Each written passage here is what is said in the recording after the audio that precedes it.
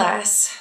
So you're going to be watching a really great video from an expert in the field in eating disorders. That gives you a good overview of what parents should look for, what clinicians are looking for, and different types of treatment options. So what I wanted to do was to focus on a special hot topic about social media and how that might affect individuals with eating disorders, or whether or not social media really does even have an effect.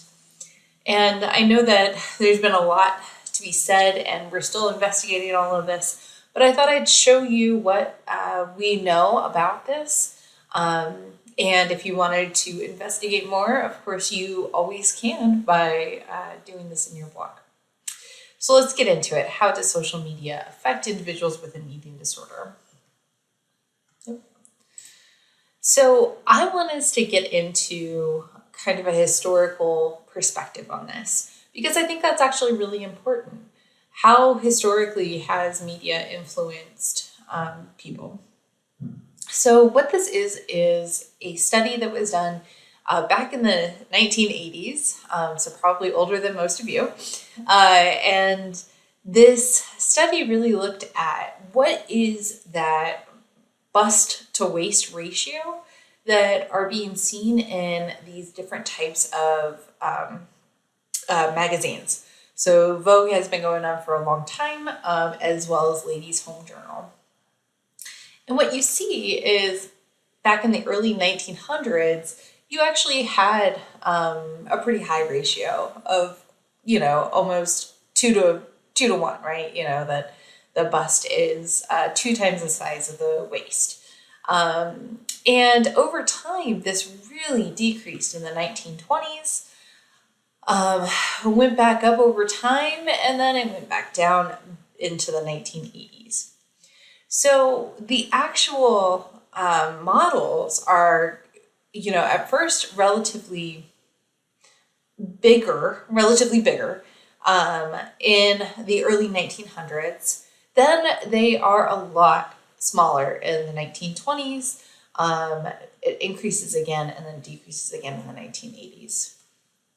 So just to show you some of this artwork and some of what we mean by this, if we think about the 1920s and the flapper era, we really do see a lot of women who are much skinnier, flat-chested, so we really see a lot less body fat on them.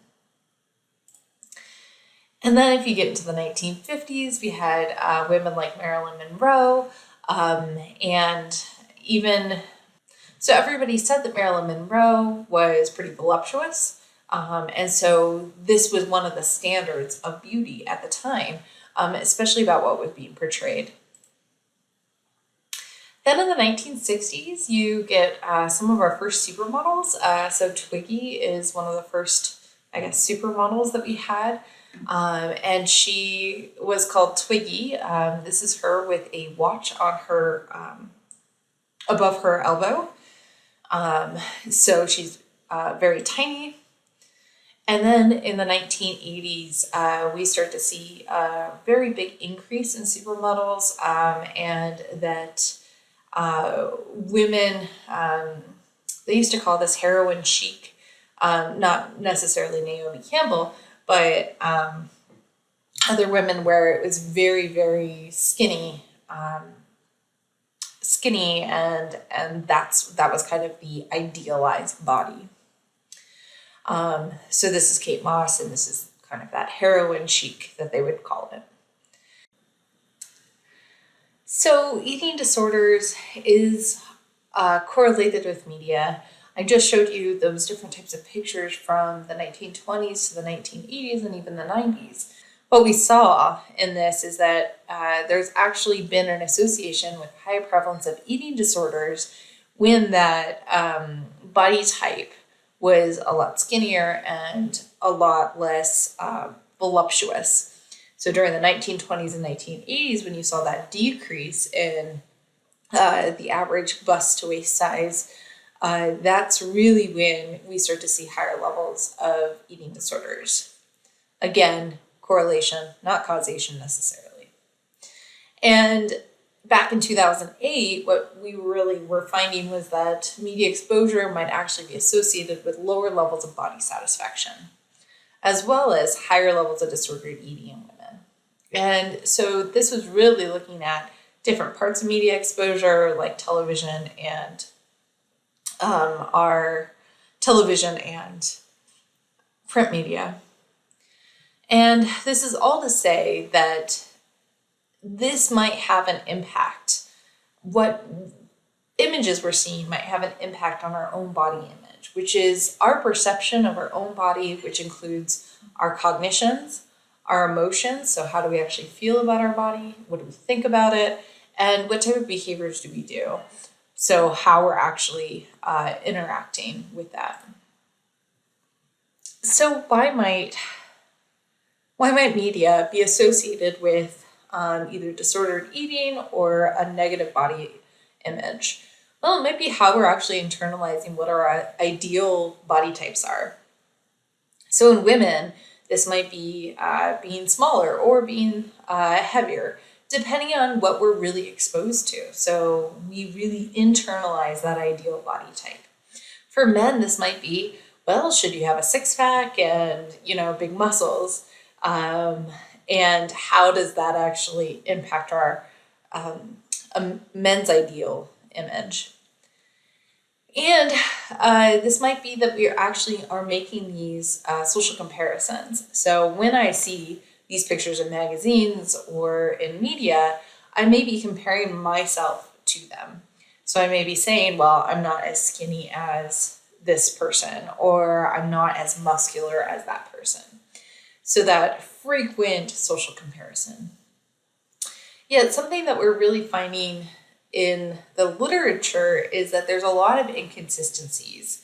So some articles are finding, body image totally is related to how much media we consume, what we're actually seeing.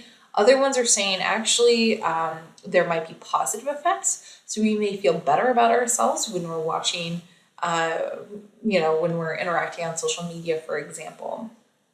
And it may be due to who are we comparing ourselves to? Are we actually making a social comparison? So if I compared myself to a supermodel, I may say, well, I can never obtain that body image. So I'm not even going to try. Like, it doesn't make me feel good or bad or otherwise because that's not who I am.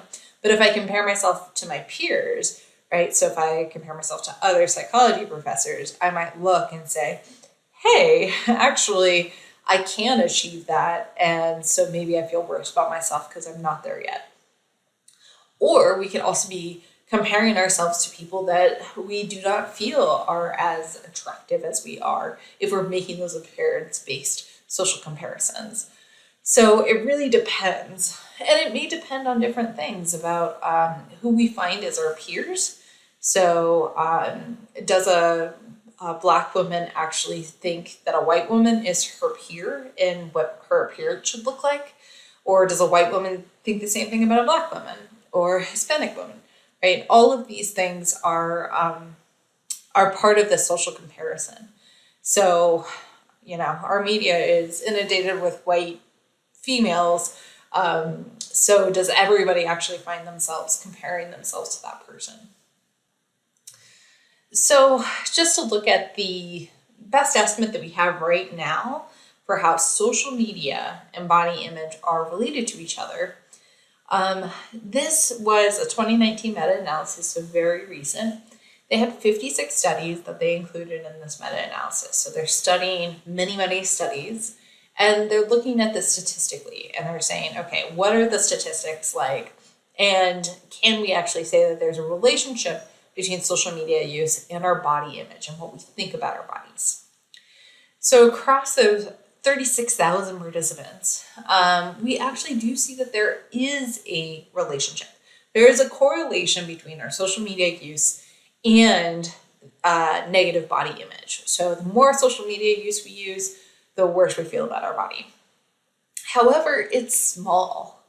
This effect If you think about this as a correlation, 0.17 is very low on our correlation scale. And when we're looking at meta-analyses, things that are closer to 1 are those things that are going to be more significant.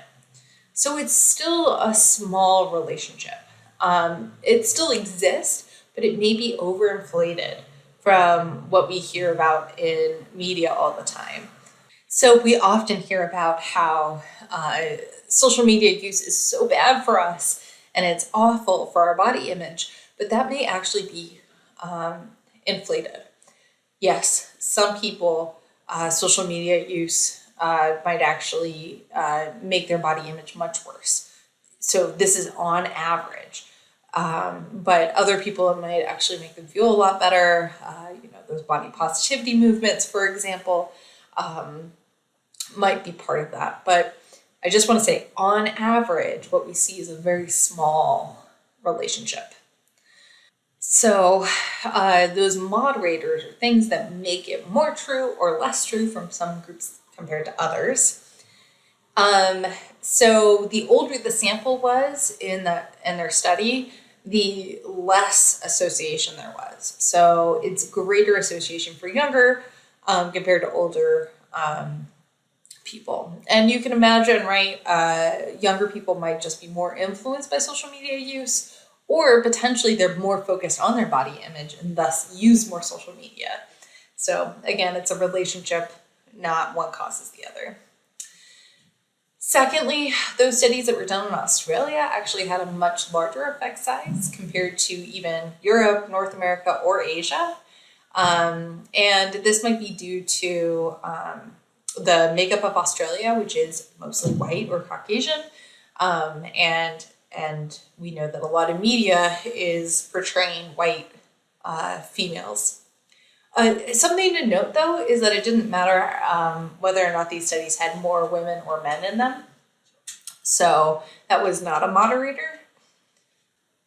So, and one thing you might be asking yourself, well, is this true for all of social media use? So if I'm on Facebook and scrolling through it, is that really impacting my body image? Well, it seems to be more true for those studies that were really measuring that appearance-focused social media. So am I scrolling through Instagram and looking at inspiration, or is it actually that I'm using just general social media? So these things do say that there is a relationship, but again, we don't know what is a cause or consequence. It could be that I use a lot of social media and that makes me feel worse about my body, or it could be that I have a negative body image and thus I'm going to use a lot of social media. So it's sometimes really hard to tease apart what the cause